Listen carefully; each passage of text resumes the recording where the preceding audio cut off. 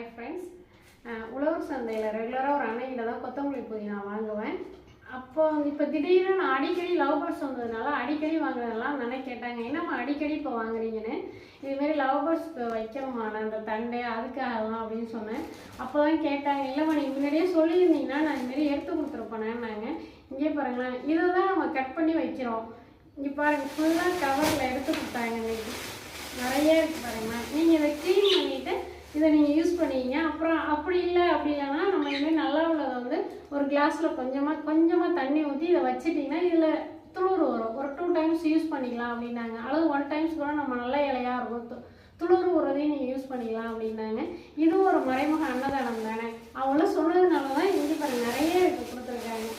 Okay, இந்த video பிடிச்சிருந்தா like பண்ணுங்கள், ஷேர் பண்ணுங்கள், சப்ஸ்கிரைப் பண்ணுங்கள், கமெண்ட் பண்ணுங்கள். நீங்களும் இதுமாரி எதுவும் பண்ணியிருக்கீங்களா அப்படின்னு சொல்ல. தேங்க்யூ. உங்கள் விஷயம் உங்கள் நியாயம்.